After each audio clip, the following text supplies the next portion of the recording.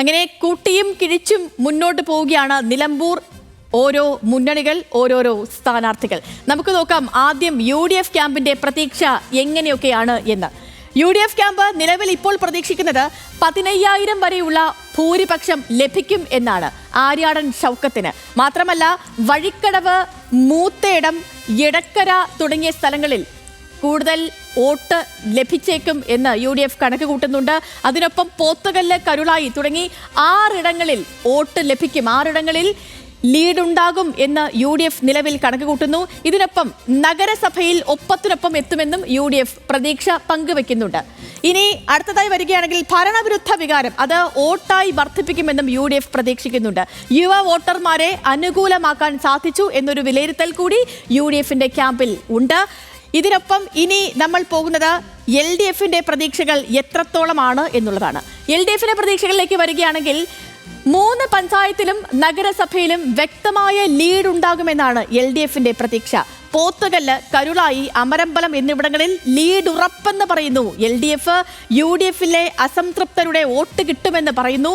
Anwar അപഹരിക്കുക UDFന്റെ വോട്ടുകളായിരിക്കുമെന്നും LDF കണക്ക് കൂട്ടുന്നുണ്ട്. ഇതിനൊപ്പം തന്നെ മറ്റൊരു കാര്യം, ചിട്ടയായ പ്രവർത്തനം അത് വോട്ടായി മാറും എന്നൊരു വിലയിരുത്തൽ കൂടി LDF ക്യാമ്പിൽ നിന്നും പുറത്തു വരുന്നുണ്ട്.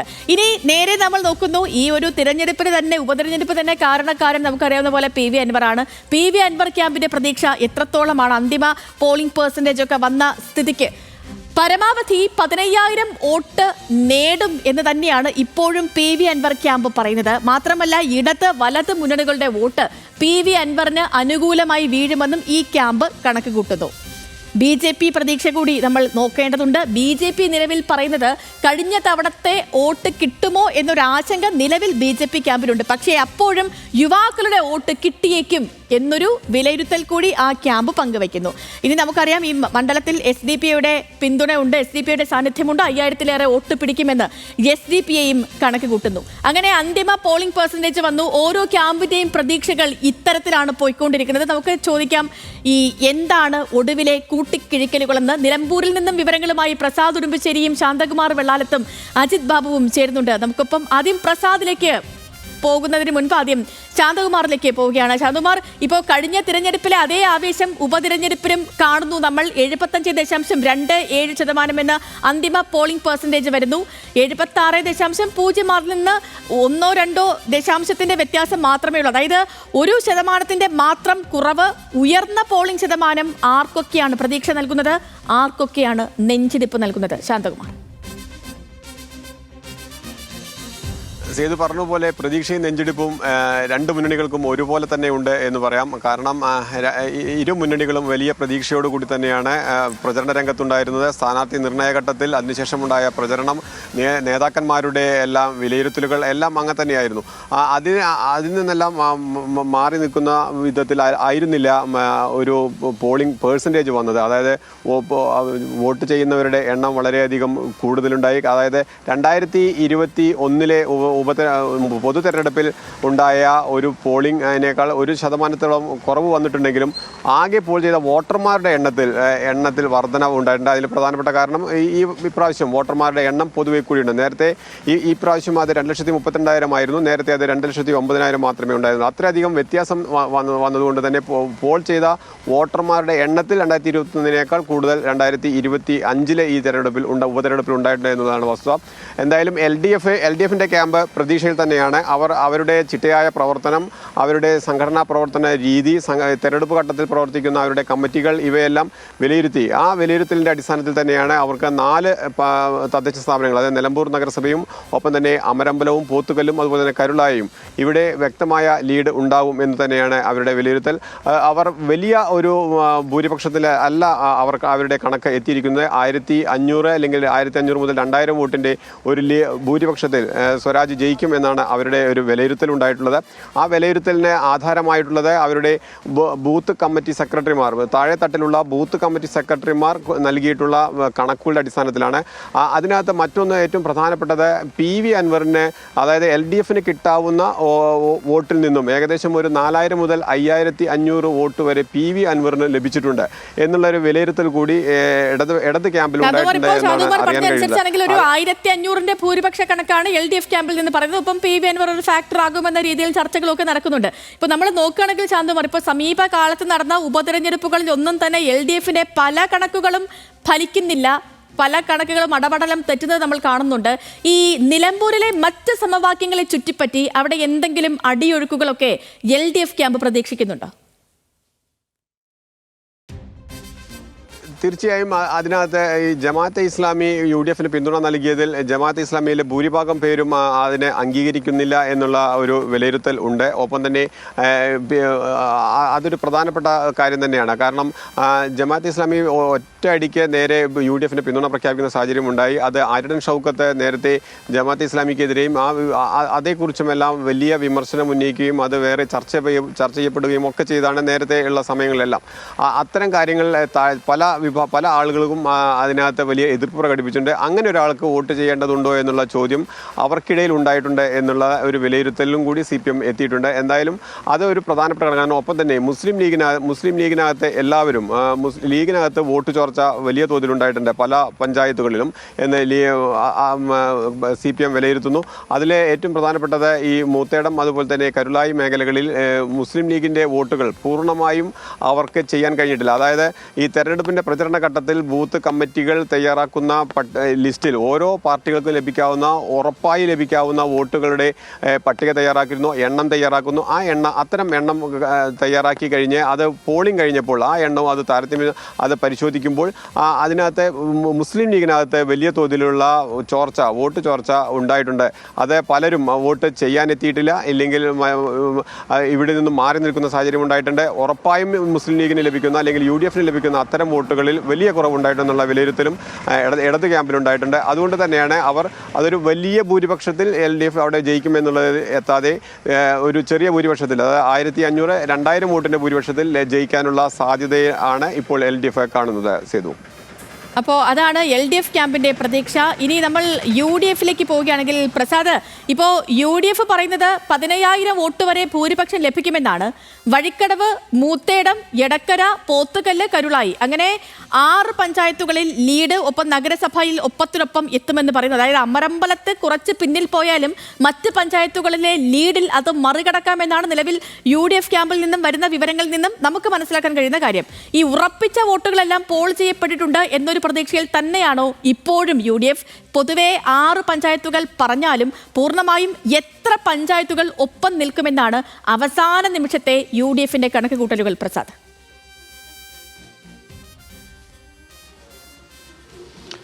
സതിലക്ഷ്മി, UDF-നെ സംബന്ധിച്ചിടത്തോളം അവരുടെ ആത്മവിശ്വാസം എന്ന് പറയുന്നത് ഒരു നഗരസഭ ഉൾപ്പെടെ 8 പഞ്ചായത്തുകളിൽ കരുളായി പഞ്ചായത്ത് ഒഴിച്ച് ബാക്കി എല്ലാ പഞ്ചായത്തുകളിലും വലിയ ലീഡുണ്ടാക്കാൻ കഴിയുമെന്ന തന്നെയാണ് അവരുടെ വിലയിരുത്തൽ. അതിലേറ്റവും കൂടുതൽ ഭൂരിപക്ഷം പ്രതീക്ഷിക്കുന്നത് വഴിക്കടവും മൂത്തേടവുമാണ്. മൂത്തേടത്ത് അവിടെ കഴിഞ്ഞ തവണയും മൂത്തേടത്ത് തന്നെയായിരുന്നു ഏറ്റവും കൂടുതൽ ഭൂരിപക്ഷം ഉണ്ടായിരുന്നത്. അന്ന് ആ പഞ്ചായത്തിൽ മാത്രം 1803 വോട്ടിൻ്റെ ഭൂരിപക്ഷം UDF-നുണ്ടായിരുന്നു. കഴിഞ്ഞ തവണ നമുക്കറിയാം അൻവർ വളരെ കുറഞ്ഞ വോട്ടുകൾക്ക് മാത്രമാണ് വിജയിച്ചിട്ടുള്ളത്. അതുകൊണ്ട് തന്നെ ഇത്തവണ പക്ഷേ അങ്ങനെയല്ല, സാഹചര്യങ്ങളെല്ലാം UDF-ന് അനുകൂലമാണ് എന്നുള്ളതാണ് ഇവരുടെ ഒരു പൊതുവായിട്ടുള്ള വിലയിരുത്തൽ. PV അൻവർ ഫാക്ടർ, അതായത് PV അൻവറിന് വേണ്ടി UDF-ൽ നിന്നും വലിയ തോതിൽ വോട്ട് ചോർന്നിട്ടില്ല എന്നൊരു വിലയിരുത്തൽ കൂടി UDF നടത്തുന്നുണ്ട്. മറ്റൊന്ന്, UDF-ൽ നിന്നും നേരിട്ട് ഏതെങ്കിലും സാഹചര്യത്തിൽ ആര്യടൻ ഷൗക്കത്തിന് വിയോജിപ്പുള്ള ആളുകൾ അത് LDF-ലേക്ക് പോകുന്നതിന് പകരം, അത്തരം വോട്ടുകൾ LDF-ലേക്ക് പോകുന്നതിന് പകരം അത് അൻവറിലേക്ക് പോകുന്നത് തന്നെയാണ് നല്ലത്. കാരണം സ്വരാജിലേക്ക് പോവുകയാണെങ്കിൽ അവിടെ സ്വരാജ് ജയിക്കാനുള്ള ഒരു സാധ്യതയുണ്ട്. അപ്പോൾ പൂർണ്ണമായും അവരുടെ ആത്മവിശ്വാസത്തിൻ്റെ ഒരു പ്രധാന ഘടകം എന്ന് പറയുന്നത് നെഗറ്റീവ് വോട്ടുകൾ ഒരിക്കലും അത് LDF-ലേക്ക് പോകുന്നില്ല, മൂന്നാമതൊരു സ്ഥാനാർത്ഥിക്ക് പോകുന്നു എന്നുള്ളതാണ് അവരെ സംബന്ധിച്ചിടത്തോളം ആശ്വാസം നൽകുന്ന ഒരു കാര്യം. ഇപ്പോൾ ഓരോ പഞ്ചായത്തിലേക്ക് വന്നു കഴിഞ്ഞാൽ ഇപ്പോൾ വഴിക്കടവും മൂത്തേടവുമാണ് അവർ ഏറ്റവും കൂടുതൽ ഭൂരിപക്ഷം പ്രതീക്ഷിക്കുന്നത്. കഴിഞ്ഞ തവണ 1800 വോട്ടിൻ്റെ ലീഡ് അവർ അവിടെ കിട്ടിയിരുന്നെങ്കിൽ അത് ഇത്തവണ 2000-ന് മുകളിൽ ആ പഞ്ചായത്തിൽ നിന്ന് തന്നെ ലീഡ് അവർ പ്രതീക്ഷിക്കുന്നുണ്ട്. വഴിക്കടവ് പക്ഷേ കഴിഞ്ഞ തവണ 35 വോട്ടിൻ്റെ ലീഡ് LDF-നായിരുന്നു ഉണ്ടായിരുന്നത്. പക്ഷേ ഇത്തവണ അത് LDF-നായിരിക്കില്ല. വഴിക്കടവിൽ 1000-ഓളം വോട്ടിൻ്റെ ലീഡ് വഴിക്കടവും UDF-ന് ലഭിക്കുമെന്നതാണ് പറയുന്നത്. പിന്നെ പോത്തുകല്ലും അതോടൊപ്പം തന്നെ ചുങ്കത്തറ, നിലമ്പൂർ നഗരസഭയെല്ലാം കഴിഞ്ഞ തവണ LDF-നോടൊപ്പം നിന്നതാണ്. അവിടെയെല്ലാം ഇത്തവണ UDF-ന് ലീഡ് വരും. കരുളായി മാത്രമാണ് LDF-ന് ലീഡ് കിട്ടാൻ സാധ്യതയുള്ള ഒരു സ്ഥലം എന്നുള്ളതാണ് UDF-ന്റെ വിലയിരുത്തൽ. എന്തായാലും UDF ക്യാമ്പ് വളരെ ആത്മവിശ്വാസത്തിലാണ്. ഒരു തരത്തിലുള്ള അടിയൊഴുക്കുകളോ അല്ലെങ്കിൽ ആശങ്കപ്പെടുത്തുന്ന സാഹചര്യമോ ഇല്ല എന്നുള്ളതാണ്. പക്ഷേ നമ്മൾ കാണേണ്ടത് ഇത് രണ്ട് പറയുമ്പോഴും LDF-ഉം UDF-ഉം ഇത്തരത്തിലുള്ള ആത്മവിശ്വാസങ്ങൾ പങ്കുവെക്കുമ്പോൾ പോലും അൻവറിനെ ഇവർക്കാർക്കും തന്നെ അൻവർ എത്ര വോട്ട് സമാഹരിക്കുമെന്ന കാര്യത്തിൽ ഇപ്പോഴും ഒരു വ്യക്തത വരുത്താൻ കഴിഞ്ഞിട്ടില്ല എന്നുള്ളതാണ്. അവരുടെ പോളിംഗ് ഏജന്റുമാരൊന്നും തന്നെ പല സ്ഥലങ്ങളിലും അൻവറിന് വേണ്ടി ഉണ്ടായിരുന്നില്ല. അൻവറിന്റെ വിലയിരുത്തൽ അല്ലാതെ തന്നെ തനിക്ക് വോട്ട് കിട്ടും എന്നുള്ളതാണ്. അപ്പോൾ ഇരു കൂട്ടർക്കും അതിൽ കൂടുതലൊന്നും തന്നെ ആ ഒരു വ്യക്തത വരുത്താൻ കഴിഞ്ഞിട്ടില്ല. ഇപ്പോൾ CPM-ന്റെ എല്ലാം തന്നെ വിലയിരുത്തൽ പരമാവധി CPM-ൽ നിന്ന് അല്ലെങ്കിൽ LDF-ൽ നിന്ന് പോകുക 6500 വോട്ടുകളാണ് അൻവറിന് LDF-ൽ നിന്നും ചോർത്തിയെടുക്കാൻ കഴിയുക എന്നുള്ളതാണ്. പക്ഷേ അത് വളരെ പ്രധാനപ്പെട്ടതാണ്. അൻവറിന് 6500ഓളം വോട്ട് LDF-ൽ നിന്ന് മാത്രം നഷ്ടപ്പെടുമെന്ന് LDF അല്ലെങ്കിൽ CPM വിലയിരുത്തിയിട്ടുണ്ടെങ്കിൽ അതിനേക്കാൾ കൂടുതൽ വോട്ട് അൻവറിന് LDF-ൽ നിന്ന് പോകും എന്ന് തന്നെയാണ് നമ്മൾ മനസ്സിലാക്കേണ്ടത്. ഇനി ആ സമയത്ത് നടന്ന ഒരു സംഭവം കൂടി നമുക്ക് വേണമെങ്കിൽ പറഞ്ഞ് അവസാനിപ്പിക്കാം.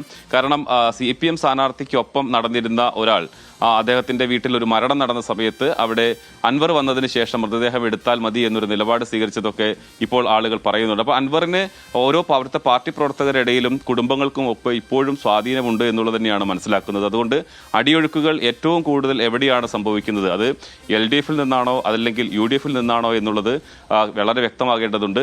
അതുകൊണ്ട് തന്നെ അൻവറിന്റെ വോട്ട് സംബന്ധിച്ച് ഒരു വ്യക്തത കാരണം ഈ പ്രചരണ കാലഘട്ടത്തിലൊന്നും പ്രചാരണ വേളകളിലൊന്നും തന്നെ PV അൻവറിനെ പേരെടുത്ത് പറയാനോ അല്ലെങ്കിൽ PV അൻവറിൽ കൂടുതൽ ചർച്ചയ്ക്കോ ഒന്നും മുതിർന്നിരുന്നില്ല UDF-ന്റെയും LDF-ന്റെയും സ്ഥാനാർത്ഥികളും മറ്റ് നേതാക്കളും ഒന്നും. പക്ഷേ ഈ അവസാന കൂട്ടിക്കിഴിക്കലുകളിലേക്ക് എത്തുമ്പോൾ അൻവർ ഒരു വലിയ ഫാക്ടറായിട്ട് വരുന്നു എന്നുള്ളതാണ് ഏറ്റവും പ്രധാനം. പ്രസാദ് പോകരുത്, ഒരു കാര്യം കൂടി അറിയേണ്ടതുണ്ട്. പക്ഷേ അതിന് മുൻപ് ഞാൻ ഈ അൻവർ ക്യാമ്പിലെ പ്രതീക്ഷകൾ കൂടി ചോദിച്ചറിഞ്ഞതിന് ശേഷം പ്രസാദിലേക്ക് മടങ്ങിയെത്താം. അജിത്ത് കൂടി ചേരുന്നുണ്ട് നമുക്കിപ്പം. അജിത്ത്, ഇനി നമുക്ക് അറിയേണ്ടത് PV അൻവർ ക്യാമ്പിന്റെ പ്രതീക്ഷ അത് എത്രത്തോളമാണ് എന്നുള്ളതാണ്. ഈ അൻവറിനെ എഴുതിത്തള്ളാനാകാത്തൊരു ശക്തിയായി നിലമ്പൂരിൽ നിലനിൽക്കുന്നു എന്ന് വേണം ഇടത് വലത് മുന്നണികളുടെ അവസാന കൂട്ടിക്കിഴിക്കലുകളിൽ നിന്നും നമ്മൾ മനസ്സിലാക്കാൻ. 75,000 വോട്ട് ഒറ്റയ്ക്ക് നേടുമെന്ന് ഇപ്പോഴും PV അൻവർ പറയുന്നുണ്ട്. അൻവർ അടർത്തുന്ന വോട്ടുകൾ അതാകുമോ നിലമ്പൂരിന്റെ ക്ലൈമാക്സ്? വഴിക്കടവിൽ UDF അൻവർ ഫാക്റ്റിൽ ഒരു അപകടം മണക്കുന്നുണ്ട്. ചുങ്കത്തറയിൽ ലീഗ് വോട്ടുകൾ പലയിടത്തും പോൾ ചെയ്യപ്പെട്ടില്ല എന്നൊരാവശ്യം കൂടി UDF ഉന്നയിച്ചിട്ടുണ്ടല്ലോ.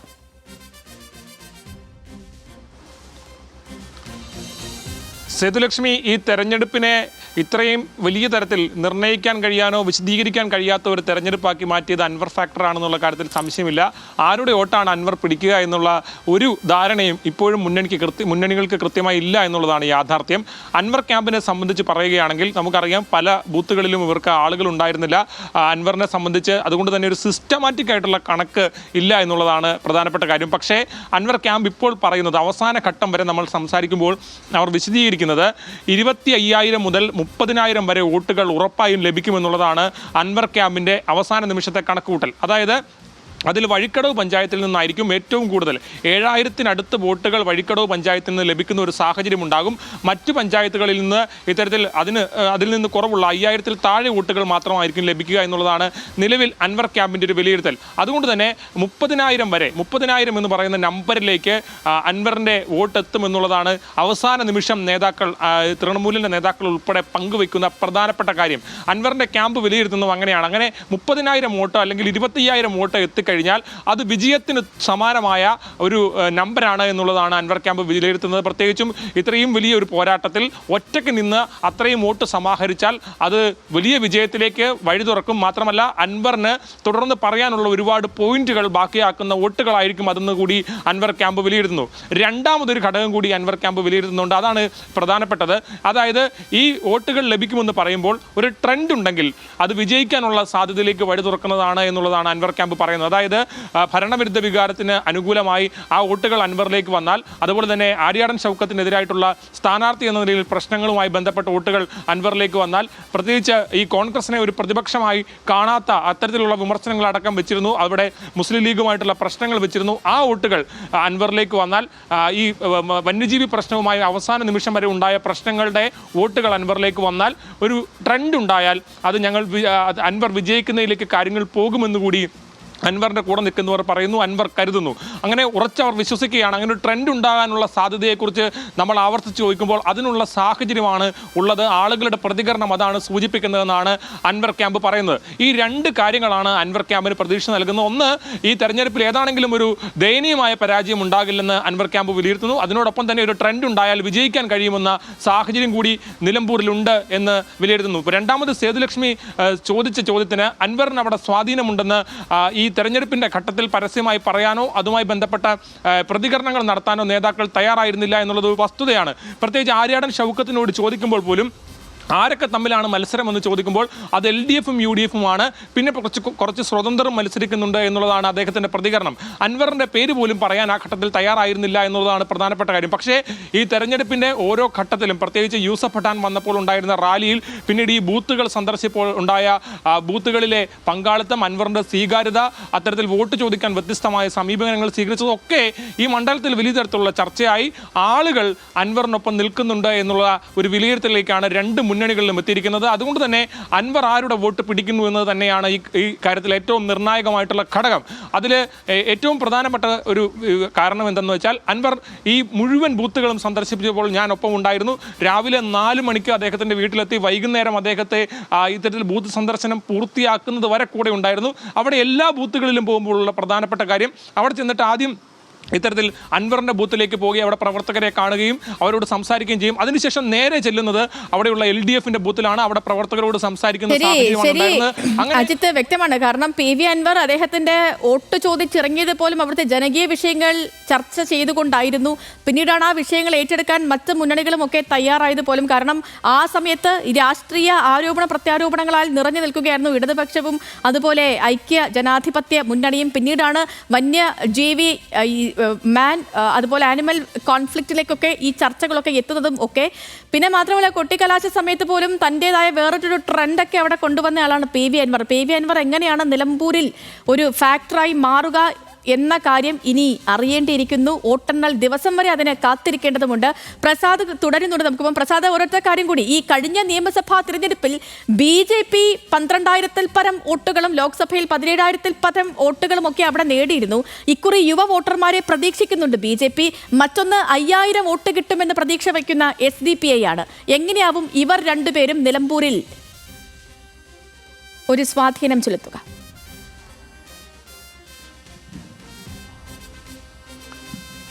സദലക്ഷ്മി, BJPയെ സംബന്ധിച്ചിടത്തോളം നമുക്കറിയാം, BJPക്ക് തുടക്കത്തിൽ തന്നെ ആശയക്കുഴപ്പമായിരുന്നു ഈ മണ്ഡലത്തിൽ എന്നുള്ളതാണ്. സംസ്ഥാന പ്രസിഡന്റ് തന്നെ പറയുന്നു, ഇത് അനാവശ്യ മത്സരമാണ്, ഞങ്ങൾ മത്സരിക്കുന്ന കാര്യത്തിൽ തീരുമാനമെടുത്തിട്ടില്ല എന്നുള്ളത്. പിന്നീട് പ്രാദേശിക നേതൃത്വത്തിന്റെ സമ്മർദ്ദത്തെ തുടർന്നാണ് ഒരു സ്ഥാനാർത്ഥിയെ കണ്ടെത്തുന്നതും മത്സരിക്കുന്നതുമെല്ലാം. ആ സ്ഥാനാർത്ഥിയെ കണ്ടെത്തുന്നത് തന്നെ അതിന് മുമ്പ് BJPയുടെയോ അല്ലെങ്കിൽ BDS-ന്റെയോ ഭാഗമില്ലാത്ത ഒരാൾ തലേ ദിവസം കേരള കോൺഗ്രസ് ജോസഫ് വിഭാഗത്തിന്റെ ഒരാളെ, സംസ്ഥാന നേതാവിനെ BJP സ്ഥാനാർത്ഥിയായി പ്രഖ്യാപിക്കുന്നതാണ് കണ്ടത്. അപ്പോൾ നമ്മൾ പല BJP പ്രവർത്തകരുമായി സംസാരിക്കുന്ന സമയത്ത് അവർക്കൊന്നും തന്നെ അത്രത്തോളം ആ ഒരു പെട്ടെന്നെടുത്തിട്ടുള്ള ഒരു തീരുമാനത്തിൽ വലിയ തൃപ്തിയില്ല എന്നുള്ളതാണ് മനസ്സിലാക്കുന്നത്. പക്ഷേ ഇത് പാർട്ടി ചിഹ്നത്തിലാണ് ഒരു സ്ഥാനാർത്ഥി മത്സരിക്കുന്നത്. സ്വാഭാവികമായും BJPക്ക് കുറഞ്ഞതാണെങ്കിൽ പോലും അവിടെ ഒരു വോട്ടുണ്ട്. ആ വോട്ട് പരമാവധി സമാഹരിക്കാൻ കഴിയും, അതിൻ്റെ അപ്പുറത്തേക്ക് സമാഹരിക്കാൻ കഴിയുമെന്നൊരു പ്രതീക്ഷ തന്നെയാണ് BJP സ്ഥാനാർത്ഥിയും അതോടൊപ്പം തന്നെ BJP ക്യാമ്പും കരുതുന്നത്. കഴിഞ്ഞ ലോക്സഭാ തെരഞ്ഞെടുപ്പിൽ K. സുരേന്ദ്രൻ വയനാട് മത്സരിച്ച സമയത്ത് ഇവിടെ നിന്നും അല്പം കൂടുതൽ വോട്ട് നേടി എന്നുള്ളത് മാറ്റി നിർത്തി കഴിഞ്ഞാൽ BDJS 2016-ൽ മത്സരിച്ചതിനേക്കാൾ മോശം പ്രകടനമായിരുന്നു 2021-ൽ BJPയുടെ ഇവിടുത്തെ പ്രകടനം. അന്ന് 8,000 താഴെ വോട്ട് മാത്രമാണ് BJPക്ക് ആ സമയത്തുണ്ടായത്. ആ വോട്ട് ഇത്തവണയും കിട്ടുമെന്ന പ്രതീക്ഷ തന്നെയാണ് BJP പങ്കുവെക്കുന്നത്. അതിനേക്കാൾ കൂടുതൽ കിട്ടുകയാണെങ്കിൽ സ്വാഭാവികമായും കഴിഞ്ഞ തെരഞ്ഞെടുപ്പുകളിലെല്ലാം നമ്മൾ കണ്ടതാണ്, BJPയുടെ വോട്ട് വർദ്ധിച്ചു വരുന്നൊരു സാഹചര്യം. അത് ഏതെങ്കിലും തരത്തിൽ ഇവിടെ ഉണ്ടാകുമോ എന്നുള്ളത് മാത്രമാണ് നോക്കേണ്ടത്. SDPയെ സംബന്ധിച്ചിടത്തോളം അവർ ഏറ്റവും കുറഞ്ഞത് 3,500 വോട്ട് എന്തായാലും ഇവിടെ കിട്ടുമെന്ന പ്രതീക്ഷ തന്നെയാണ് അവർ വെക്കുന്നത്. അവർ അവകാശപ്പെടുന്നത് അതിനേക്കാൾ കൂടുതൽ വോട്ട് കിട്ടും, അങ്ങനെയുള്ള രാഷ്ട്രീയ സാഹചര്യം ഇവിടെയുണ്ട് എന്നുള്ളതാണ് ഇവർ പറയുന്നത്. അതായത് സർക്കാരിനെതിരെയുള്ള, പോലീസിനെതിരെയുള്ള അത്തരം ഭരണവിരുദ്ധ വികാരങ്ങൾ തങ്ങൾക്ക് കൂടി അനുകൂലമായി മാറ്റിയെടുക്കാൻ കഴിയുമെന്നൊരു പ്രതീക്ഷ SDPയും പങ്കുവെക്കുന്നുണ്ട്. എന്തായാലും BJPയുടെ വോട്ടോ അല്ലെങ്കിൽ SDPയുടെ വോട്ടോ അവരെല്ലാം തന്നെ അവരുടെ വോട്ട് കണക്കുകളിൽ ഒട്ടും തന്നെ ആശങ്കയില്ല, കൂടുതൽ വോട്ട് നേടുമെന്ന പ്രതീക്ഷ തന്നെയാണ് ആ ക്യാമ്പിനുമുള്ളത്. ശരി, ഓക്കെ പ്രസാദ്, വ്യക്തമാണ്. അങ്ങനെ നിലമ്പൂരിലെ അവസാനവട്ട കൂട്ടിക്കിഴിക്കലുകൾ ആണ് നമ്മൾ പരിശോധിച്ചത്. ഈ പറഞ്ഞതുപോലെ മറ്റൊരു ഉപതിരഞ്ഞെടുപ്പിലും കാണാത്തത്രയും വിഷയങ്ങൾ ചർച്ചയായ ഒരിടമായിരുന്നു നിലമ്പൂർ. ഈ ക്ഷേമ പെൻഷനിൽ തുടങ്ങി ഏറ്റവും ഒടുവിൽ CPM RSSുമായി സഹകരിച്ചതുവരെയുള്ള വിഷയങ്ങൾ, അതും വോട്ടെടുപ്പ് ദിവസം പോലും ചർച്ചയാക്കപ്പെട്ട ഒരിടമായിരുന്നു നിലമ്പൂർ. അങ്ങനെ നിലമ്പൂർ ഉപതിരഞ്ഞെടുപ്പിന് ശേഷം ഇതിപ്പോൾ അന്തിമ പോളിംഗ് പെർസെൻറ്റേജ് വന്നിരിക്കുന്നു 75.27. അതിനുശേഷമുള്ള മുന്നണികളുടെ ഒരു കൂട്ടിക്കിഴിക്കലുകൾ എങ്ങനെയൊക്കെയാണ് എന്ന വിവരം വളരെ വിശദമായി തന്നെ പ്രേക്ഷകരിലേക്ക് എത്തിക്കുകയായിരുന്നു പ്രസാദ് ഉറുമ്പശ്ശേരിയും ശാന്തകുമാർ വെള്ളാലത്തും ഒപ്പം അജിത് ബാബുവും.